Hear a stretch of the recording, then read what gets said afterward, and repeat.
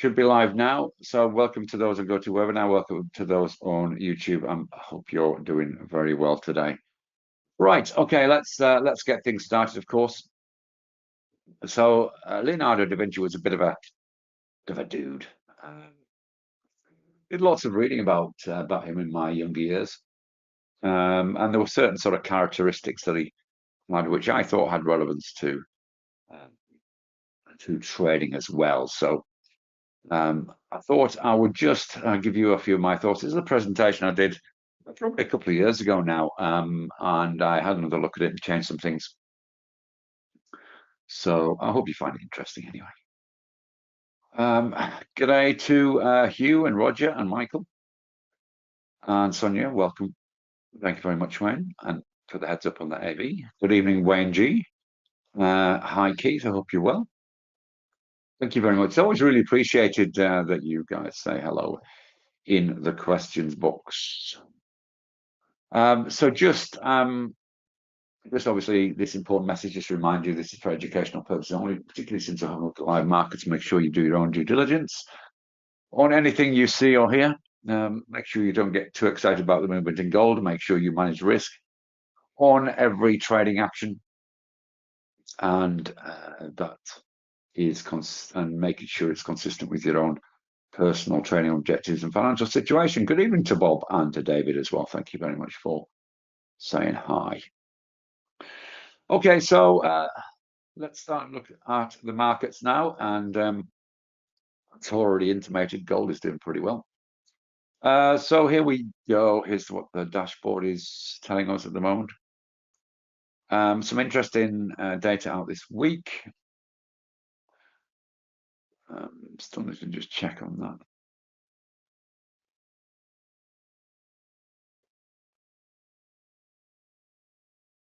We've got the EIA crude oil stocks change. We should have some ADP jobs report coming soon. There it is. There's the ADP jobs report. What it does is just another little feature. It grays it out if it's been.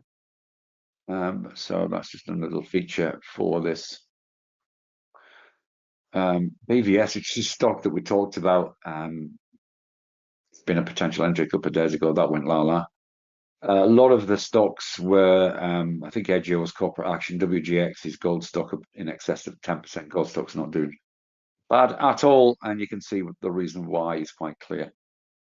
Gold is looking strong. The index futures aren't so shabby either. If we look at those, a quick look down the list, the US futures are a little shy at this stage.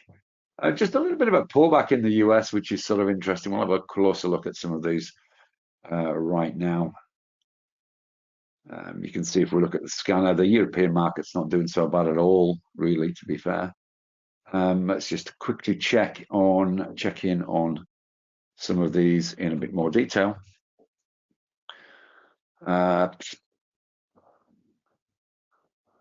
So that was last night. A little bit of an uptick in the actual indices itself. And if we look at the futures today, it's sort of pulling back that really. European markets showing up, gold down, so gold up, crude oil down, and copper's pretty neutral today. You can see the yen is outperforming. A little bit of weakness in the USD, and Bitcoin looking strong as well. We'll have a look at charts of all of those in a moment. Just to check in on Europe in a bit more detail. Nightmare in the US. There's government shutdown. Trump's going to keep the jobs. They haven't got any funding for paying people, essentially. Deliberate attempt by the Democrats, by the Republicans to close down early, so the Epstein bill wouldn't go in front of it as well, with a new House member, new Democrat House member, which would have taken it to the required level. Manipulation in the extreme, and will be costly. Have a look at that article, perhaps, and you can just get a little bit of an update. It's very hard to be positive about the US. The US markets are doing okay. I'll put that into chat to go and have a look at, and I'll also, where's my YouTube? I'll also put it into YouTube chat as well. There we go. For you guys in there, I can see it in there as well, Sonia. Thank you. Right. Okay. So let's have a look at data. Of course, it's the first week of the month, so it's big data coming out. U.S. jobs week, culminated, of course, on Friday's non-farm payrolls.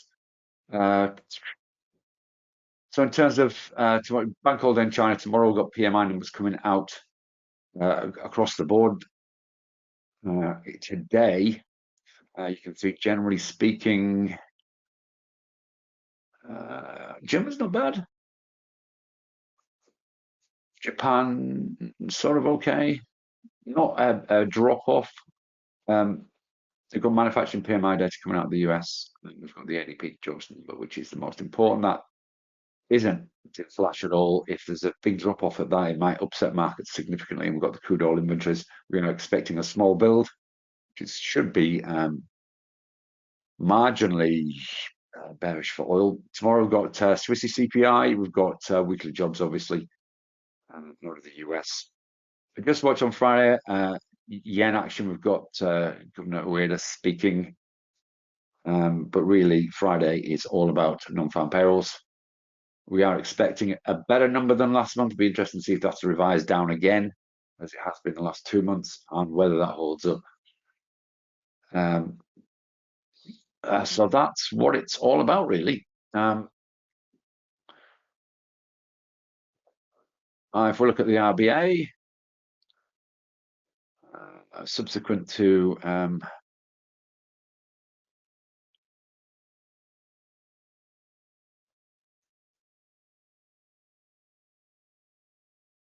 need to refresh that. Should be giving us a rate tracker for the next month now. Okay, so if we look at the expected rate decision, next one is about 50-50 at this stage. So yeah, we shall see. So that's the dust settling on the press conference, etc. yesterday. Right. Okay. So let's have a look at some charts to see what we can see. Let's look at Bitcoin. There's Bitcoin.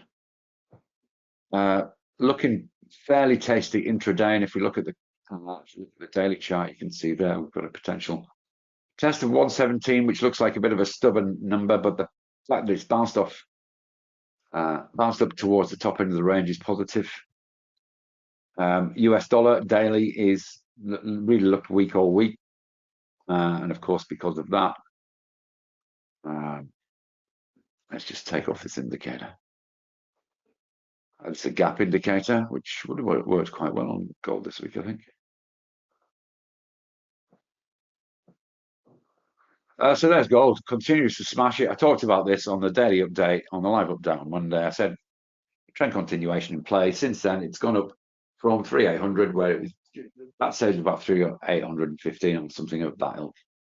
Now it's testing 3,900. I said 4,000 within the quarter. It's not even going to wait a week at this stage. It's just exploding to the upside. Copper not quite as perky. You can see here, there's Monday was a good day, took us over a key level, look as though we're coming to retest 485. But we've got long wicks going on here. It doesn't look as though selling, looks as a profit taken on copper. And oil looks miserable. Be interesting to see what the EIA data does to this. Does it push us beneath $62 for the first time since May? Potentially towards, these are 2021 lows that we touched in May. So that's the next big port of call. Doesn't look at any appetite at all to buy oil at the moment. In terms of the FX side of things, here's a 4-hourly chart. This is our week gap or weekend gap measure.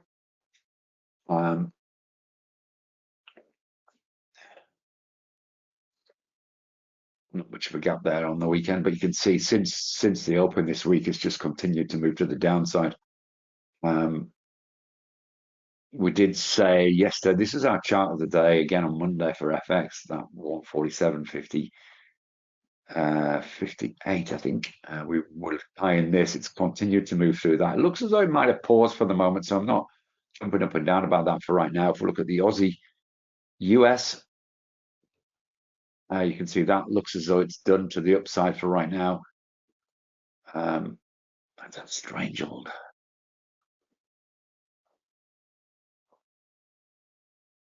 Or maybe lower petroleum. Not, yeah, indeed. Reasons for that. NFP might be delayed because of shutdown. That's interesting, Doug. I hadn't heard that. Thanks for the update. Check that out. I was potentially going to run a session on NFP if anybody's interested, but it might, if it's not going to happen, maybe I won't. Otherwise, it'll be a very dull session if it's not. Yeah, I hear what you're saying, mate.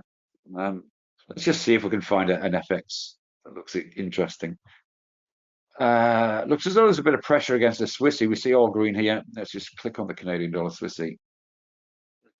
Possible move up there. It's not very clean, is it? Maybe, nah, it's not clean at all. We don't like that. Let's look at the Euro yen. It's looking very shaky. Put on the daily chart for context.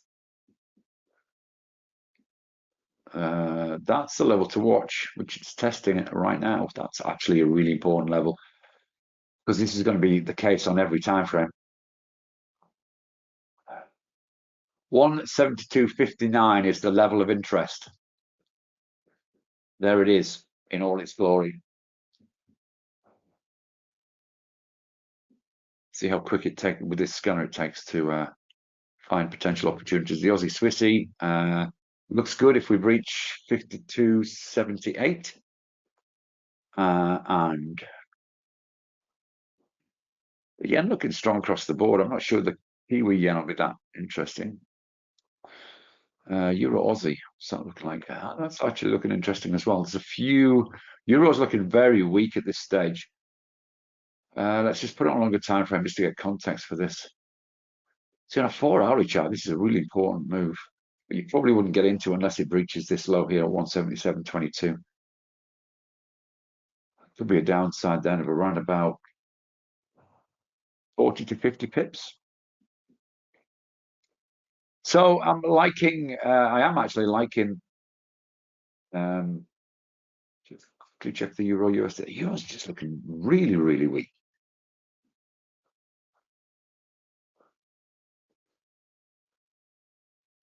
Yeah, Euro yen. I'm going to plant my flag in the Euro yen. And as I said, the level of interest is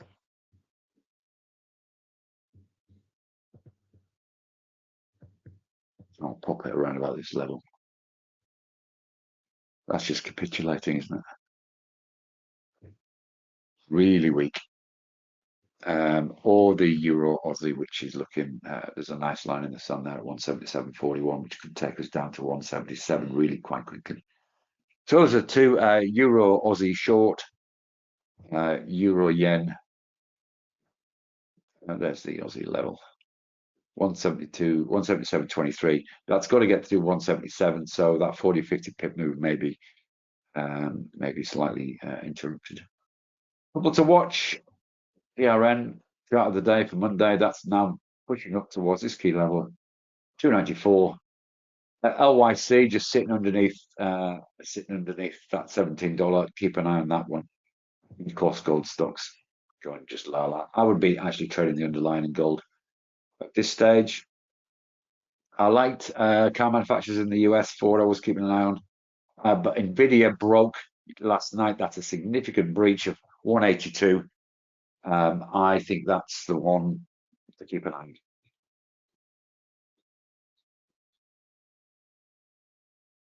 Yeah, I know. The implications are quite huge.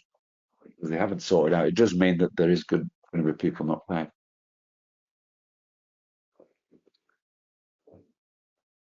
Dreadful. Anyway, that's your markets for right now. Couple there to watch. Right, so let's get into the session itself. So we're going to look at various attributes. I thought there was another slide just to introduce things in a little more detail. Let's just make sure I've got these in the right order. I thought I had another slide. Okay, so what I'm going to do for each of these, there's 7, okay? 7 attributes that I'll talk to you a bit about why it was a characteristic of Leonardo, how you put that in a trading context, and then ask a question. So one of the key things about Da Vinci is he became he was really curious about life, the universe, and everything, and explored new subject, constant hunger for new knowledge and personal growth. And the obvious and the essence of it was that it was continuous. It was a never satisfied. I'm sure there's more to learn, more to know, and obviously in the trading context, then arguably there's not a point at which we stop learning as traders. Be that learning a new strategy, be that learning understanding new markets, or understanding more about markets, or understanding more about you and how you interact with the market. So that concept of continuous learning and improvement is something we should all sort of strive for. And that includes developing different systems. A lot of you have dived into the EA world with me over the last few months. And now we're looking at hybrid trading, which is just wonderful. But I think most of all, the most important thing is learning about self, or learning about about how you interact with the market. We obviously carry a lot of stuff with us as we into the trading environment, and managing some of those cognitive biases, etc., which may have developed over a number of years, which possibly move us away from what we should be doing, is always a challenge, undoubtedly. So, so that is number 1. And so for each of these 7 attributes, I'm going to give you a chance to ask yourself a question. What I'm going to do with this, for those of you who are watching this live, so who are watching this on GoToWebinar, because I can do this, is what I'm going to do is I'm going to actually paste the question into the chat. So you can copy it, and you can come away at the end of the day. There we go. Come away at the end of the day with your 7 questions. So copy that, paste it into a Word document. And what I want you to do is, those that particularly resonate with you, then make it a mission to take some action afterwards. Another thing that was that Leonardo was famous for was his attention to detail. This is something I eternally struggle with.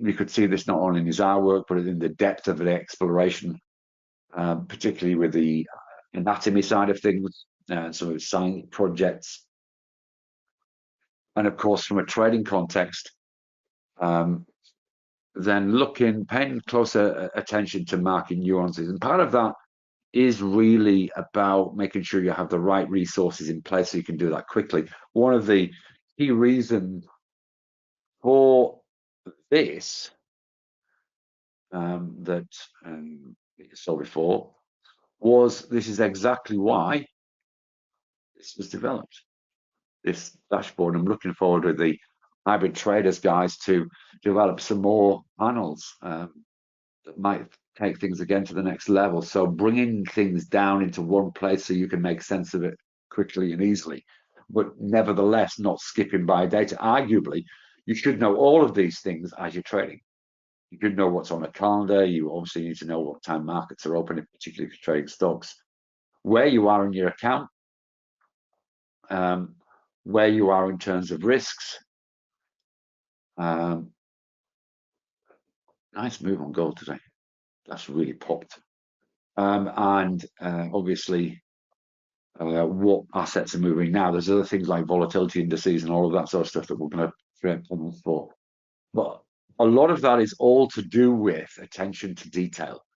It's about making sure that you're armed with the right things at the right time and aren't subject to what we term minimalization bias, which is where you'll have a quick look at a chart and say, oh, that looks good, we're in. Okay, so we need to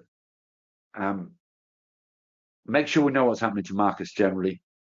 That does two things. First of all, although we want to be hyper efficient in terms of making decisions really quickly, we also want to make sure we make decisions on what we've got. We can make that quicker, easier, simpler.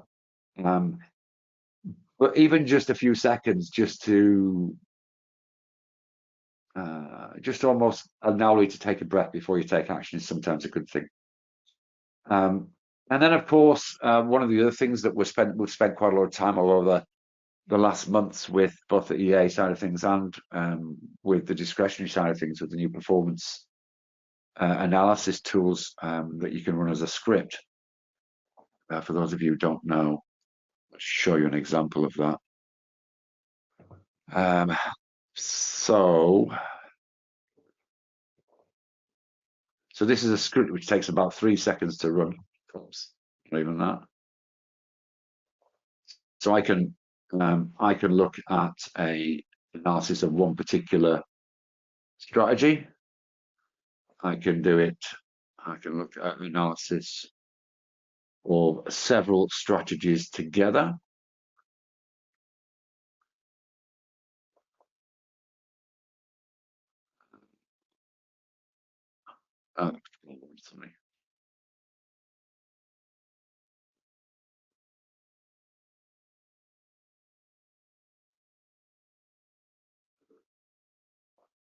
So several strategies together like that. So it doesn't take long, and then I can have a look at each particular strategy, make sure it's doing good. Now these are EAs. So what we've done is we've obviously taken that and done a. So this is just done now. I've paused it. Sorry. Let me show you that again. So yeah, this is one script that tells us what all these EAs are doing over time. We can do another script which gives us a strategy performance. So this is what's going to be used for discretionary traders. So you type in your strategy when you enter a trade, and it can tell you how each one is doing. Now this is just a test run, just to get things moving. But it gives you all the data you'll ever need to be able to evaluate things in a matter of seconds. So what's really important is that you, as I've said here, is that you become, is that you use that, but also you add to that the behavioral aspects. If you know over time that a particular strategy and the way you're trading it works, it builds confidence in your system. Confidence in your system means you're more disciplined. So all of that comes into the attention to detail side of things. I hope that makes sense. So your Da Vinci question for this is, where are the gaps in the detail of information you need to make great decisions? Are you subject to minimalization bias? And for those things that you do identify that perhaps you need to know more about, you should plan to put those in place to make it efficient and effective in terms of getting that information so you can make great decisions. So, question 2 should now be in. Oops, that was the wrong one. You can do that very well. Let's do that. So your Da Vinci question number 2 is now in chat. Sorry, Roger. Roger got it double E. So that's number 2. Number 3 is holistic thinking. Now it's a bit.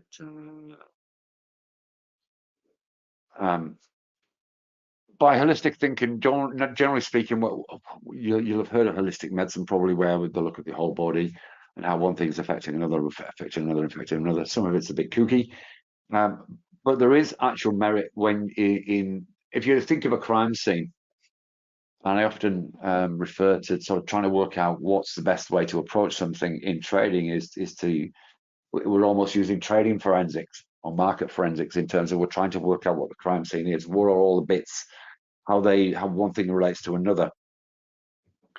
And what we're trying to do is we're trying to form a bigger picture that may, in a trading context, of course, do things like just position sizing, whether we should be trading at all, what's coming up and how might that affect the positions that we've got, both open and potentially positions that we're looking at. So, and on a broader context, and one of the things we look at with the EA side of things is potential to create a book which is balanced. And likewise, from a discretionary point of view, we're trying to create a portfolio which is balanced. So if there is a market event that impacts on one sector or one currency or one particular asset class, then we're balanced enough to be able to deal with that, to take it off and move on. So that's the holistic thinking side of things. So what I want you to do with this, the Da Vinci question on this, is really to think about things when things happen to the financial markets. So major market shocks. Trump's tariff redemption day was probably the most recent where there was a major market shock in a short space of time. Think about things that weren't unclear. Sometimes this happens. It's if you understand what's happening, then you're more likely to make great decisions. If you don't understand what's happening, then you feel completely out of control. You start doing things like revenge trading, etc., as well as mismanaging those positions that are open. So it's really important that you use your previous learning, your previous experiences. Just make a few notes on what happened, what you would do next time that's better, and how that might. And again, we're looking at identifying things that potentially you can put in place to make sure that you're better prepared, and B, you manage things better in that situation. Again, I always say when there's a horrible market time for whatever reason that is, I always say to people, look, learn from the experiences. If you've never held a lot of share CFD positions during earnings season, look at what happens to them. Make some notes so you can be better able to cope with it next time. So it can be a one-off event, but it can be a period of time as well. Number 4, not surprisingly, discipline had to pop in here somewhere. But when I'm talking about discipline in this context, it's a discipline to do what you need to do. The number of people that attend courses and programs will start off all enthused, and then just life stuff gets in the way, and then you miss a session and you miss another session, and then you think, oh, I can't catch up with this, and so you don't bother. It never ceases to amaze me how many people buy courses and then don't follow through, for example. But you shouldn't need a course to be able to do that. You should have a written trading development plan that you can do that. Now, Da Vinci was a bit of a nut job in terms of how dedicated he was. He invested his whole life, and this was his driver. I've offended God and mankind because my word didn't reach the quality it should have. Now, although there's no way that I'm anywhere near that as an attribute, from an educational point of view, I'm always looking at new ways to get a message across, to enable people to learn, even if it's the same bit of learning. We're often trying 3 or 4 different ways, so that just simply as a recognition that different people learn in different ways. I'm forever pushing it in terms of how I do things, and from an educational point of view. So things like putting Da Vinci's questions in the chat is a really sort of simple thing, but it's not. It's saying, right, okay, I want people to walk away with something. How can I produce that? So that was just an example. It's not me bragging or trying to say how I'm just not. I've got many flaws that get in the way of me achieving even more so. But this can do better. This strive towards continuous improvement and a discipline to do the work. When I talk about trading discipline, there's 3 disciplines. There's discipline in execution, which is the one people usually refer to when they talk about trading discipline, which is really just a symptom of something else underneath. There's what I call system discipline, which is the discipline to develop systems around your trading, not just the trading plans themselves and how to get in and out of a trade, but also things like the performance evaluation and all that sort of stuff. And then there's discipline in learning. So the latter, which I'm sort of referring to as much here, and the follow through. So creating plans and following through with them is actually critical. So you need to work on all of those three disciplines if you're aiming towards becoming the trader you can be and achieving your trading purpose. There is no shame or no problem with putting things down, having a trading holiday for a while, because sometimes we need that just to recharge batteries and allow us to go again. But without structured plans in terms of what your next stage, your development may look like. One of the things that for you guys on the P6 program that we tried in P5, which people thought was quite useful with the EA courses programs, was that we did a competency list. So what it did is, and within that, it was the order that people should tackle. So, and that proved to be really useful in giving people a structured plan, because sometimes you don't know what you need to know, if that makes sense. So my job as an educator is to inform people about what they need to know, not now, but what they may need to know going forward. And then, of course, it's up to you guys to say, right, okay, what's the next thing I need to work on? There's lots and lots of there's psychology assessment tools I've done before. There's the competency stuff.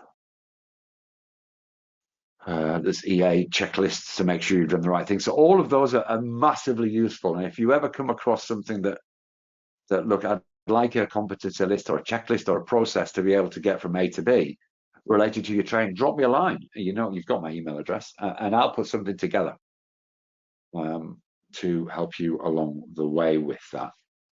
So your fourth Da Vinci question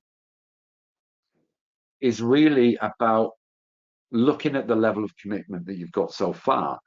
And is that reasonable? Look at saying learning, system creation, execution. What's your number one? Identify the number one thing that you must work on now that may mean you get an improvement in results. Create a structure. You should know for the next quarter the sorts of things you're going to be working on. And as I said, anytime that you think, well, I'm not sure how to do this, I'm not sure what I need to know, I'm not sure where to get this information from, all you have to do, I'm here. All you have to do is ping me a line, and by God, I'll do my best to make sure that you've got what you need. Okay, that's my commitment to you for rocking up to some of these sessions. Whether go pay me or don't pay me is irrelevant. In terms of once I've got an education hat on, I'm here to educate. I'm here to give you what you need. Don't just give me information. It's really about giving you the tools you need. Number 5 of 7 is problem solving skills and adaptability. And this has to do with recognizing that problems exist. Both actually there's a problem now and recognizing that maybe potential for problems and putting things in place to mitigate these accordingly. One of the big drives, again, I hope you don't mind me referencing it, but one of the big drives with the EAs is we've looked to put lots of risk management stuff in place. So things like the exit only EA, which some of you doing the hybrid course have got, is things like managing a catastrophic candle, closing things down prior to automatically before economic data. A black swan event, you shut your whole account down if your equity drops X% in X minutes. So all of these things are sort of there, either because problems have occurred, either from a discretionary or an automated point of view, and then you put something in place to manage that. At a very basic level, you're putting a stop in to manage that, aren't you? That's there to manage a potential problem. That other stuff is just to the next level. And this can be on the positive side as well. So it can be do with trail stops or altering position sizing according to underlying market conditions, things that are responsive to changes in volatility. So perhaps just your initial stop is placed further away to let markets move a little more in higher volatility situations.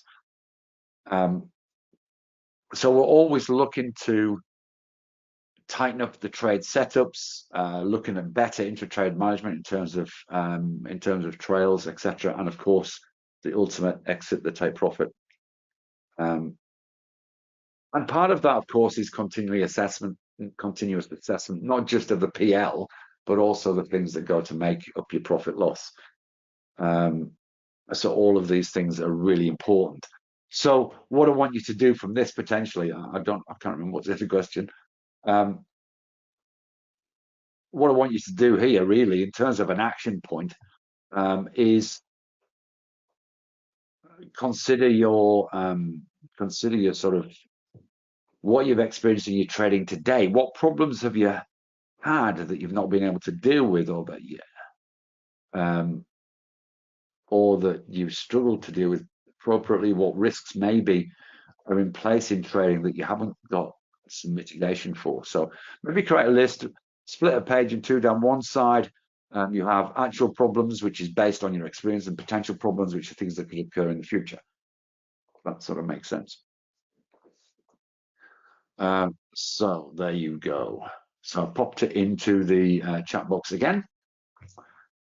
On to number 6 of 7, persistence and resilience. Look, the reality is that everything doesn't go well all of the time. Okay, we sort of get there are going to be periods in your trading where you just hit a bad run. It's not uncommon to have 4 or 5 consecutive losses on the spin, and you begin to doubt yourself as a trader. It shakes your belief in your system, perhaps. And there are 2 potential responses to that, and it can be sort of insidious over time. It can just be a gradual erosion of what's happening. And then there's all sorts of, or a lot of the cognitive biases occur or are highlighted, sort of exacerbated by that sort of situation. So bounce back ability, if that indeed is a term, or let's call it resilience. There are times when you should take a breath and say, right, okay, that's it. Rather than sort of going, I've got to win money back, got to win money back. It's not the way to go. If you do the right thing on a consistent basis, that any money that you've lost should come back automatically, providing you are doing the right thing on a consistent basis. Traders are always going to encounter losses and setbacks. I think is essentially the next message, is the key message relating to this. But it's really how you respond to that which is critical.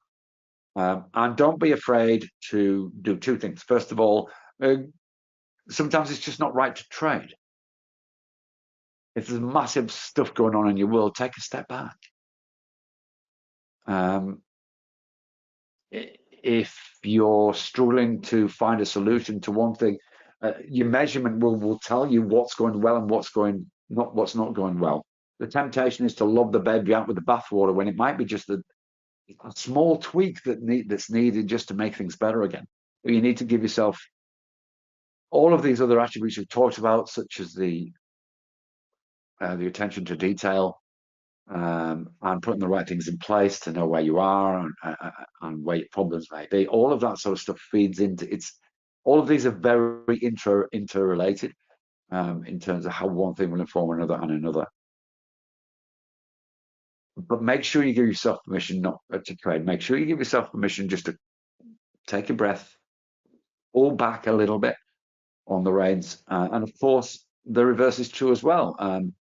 There's always a temptation when you get 5 wins on the trot to think you've got this thing sussed. You put your pants on the outside with a big t-shirt with an S on it, and super trader. Just be aware of that as well. And the other good thing about having goals and stuff is that you can ticking things off. If you say, right, I want to learn how to trade or automate, I want to become an automated trader, or I want to learn how to code, or I want to learn how to scale in and scale out of a trade with optimum confidence and some degree of evidence based about this is the right way to do this. All of those seem big, but you split them down into chunks, and all of a sudden becomes manageable, and you can tick things off in terms of, and that motivates you to go to the next level. That's how you should tackle a course. If ever you're doing a course in trading, is you should tick things off as you go. Even if the course hasn't produced a competency list or things to achieve during the course, create your own. It doesn't take very long with AI these days to do that if you want to. And every time, it's really important that you journal the good things as well as the bad things and how you overcame problems, because that's going to be a valuable resource for you to pull on in the future. If you develop a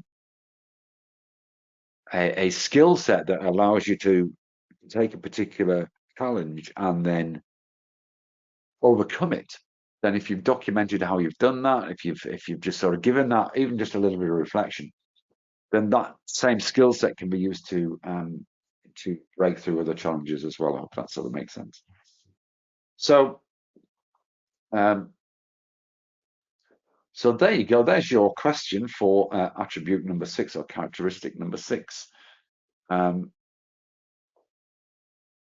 So make sure you set some goals. Make sure through those goals, and these may be based on the problems that we talked about in the last time, or issues you may, or challenges, but it may also be all about moving on to the next level. Make sure you split them down into manageable chunks, and what that does is it's self-motivating. If you can get some ticks on the board, then it's always a good thing. So once again, I'm pasting this into chat. And there we go. Now we'll move on to number 7, record keeping and self-assessment. I know I've referenced this along the way, but there are Da Vinci maintained detailed notebooks, and of course these things are now famous.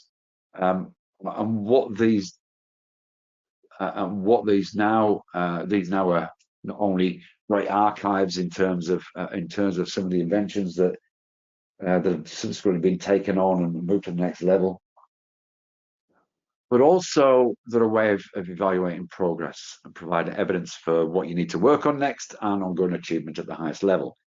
Graders can benefit. I've done this sort of educating malarkey since 2007. It's only 20 years, my God.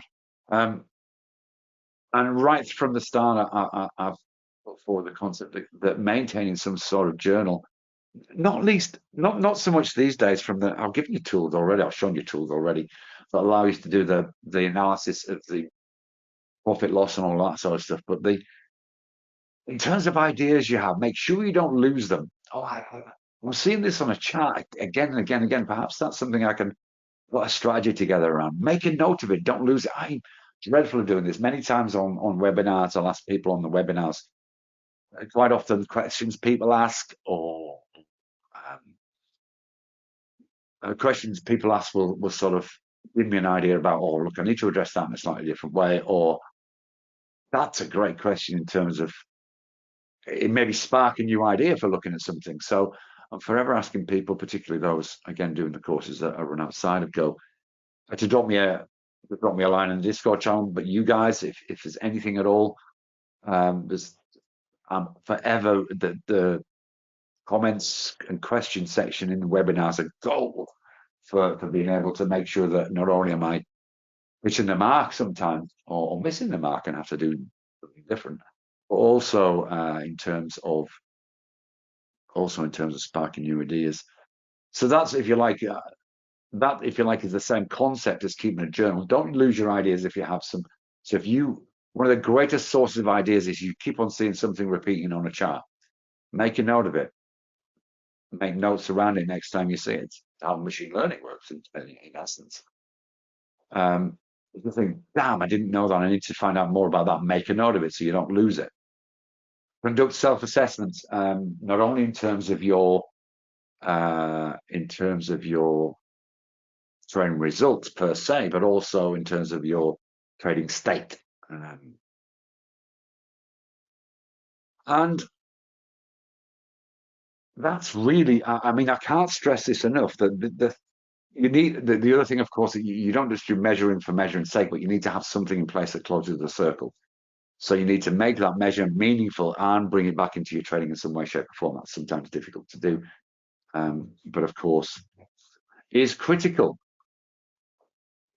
So in terms of your Da Vinci question for number 7, even at a basic level of trading. If you can get the measurement and the analysis of done, which should be fairly easy these days, particularly with some of the tools that I'm making available, they can manage the evaluation of profit loss and split that down into how it was actually created.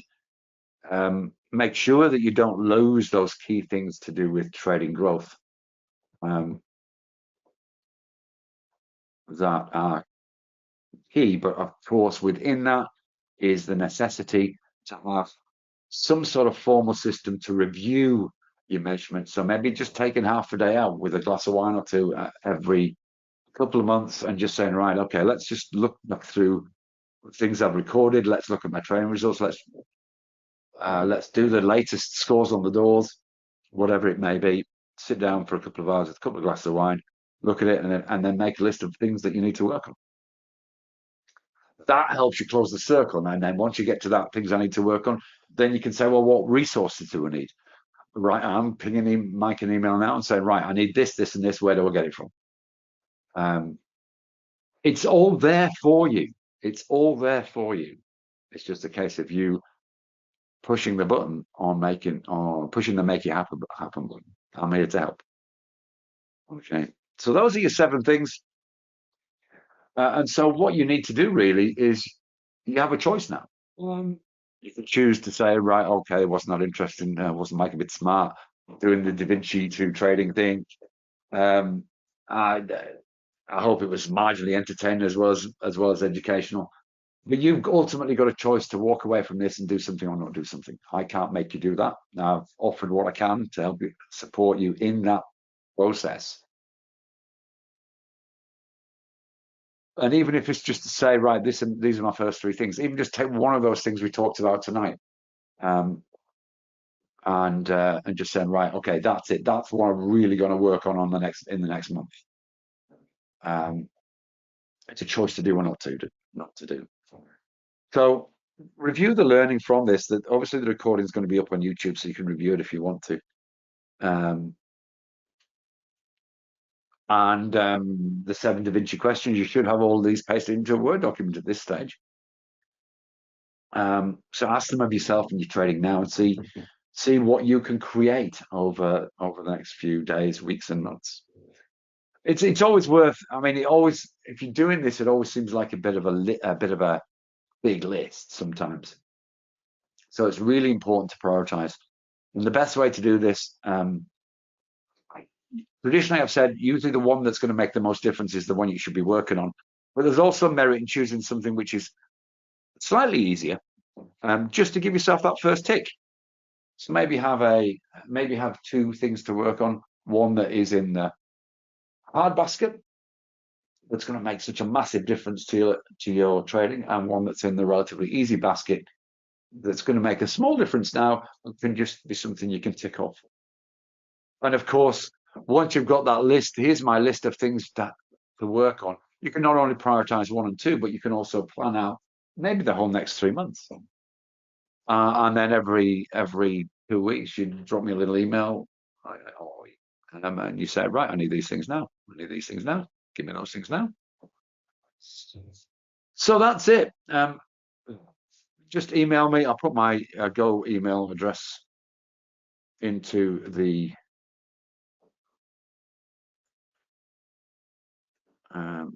I know many of you have got the Trader IQ address, but if you want to email me at any time for any feedback on the session today, anything that you want to, any questions that you have, there we go. Paste into YouTube as well. Then it would be wonderful to see you, or to hear from you. So I hope that's been interesting and useful. Let's just have a quick last check, perhaps on some of the charts that we were looking at earlier. Let's have a look and see what some of those yen crosses are doing. Okay, let's just.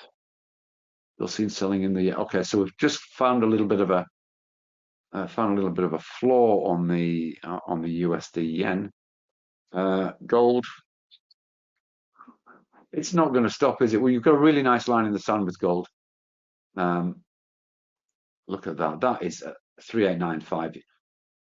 Okay, so we're looking for that last $100 up to 4,000. So watch for the trend continuation in this. The data, that ADP data, which is out soon, may have influence, of course. And then, of course, we had a look at Euro Aussie. You can see that's still above that 177.23, and the Aussie yen looks as though it's given it another crack, isn't it? Let's put this in 15 minutes. Yeah, serious crack to the downside on 97.24. So there you go. That's it for today. Thank you very much for popping in. I hope that's been interesting, useful, all that sort of jazz. It gives you some things to work on. Revenge training, absolutely, Rob. It's a killer. Michael, you're so welcome. Most importantly, guys, you have a good evening. I'll check out what's going to happen to NFP on Friday. Be interesting. Maybe that's a tactic. Maybe he doesn't want the rotten jobs day to come out again. Anyway, we'll see if that happens. If it does happen, I might be able to run a session, but I will have a chat to you about that. Don't forget, of course, you pop onto the Go Markets YouTube channel. You can get a replay of this. Also, tomorrow, so just go onto YouTube and type in Go Markets, you'll see it there. Also, tomorrow there will be the next live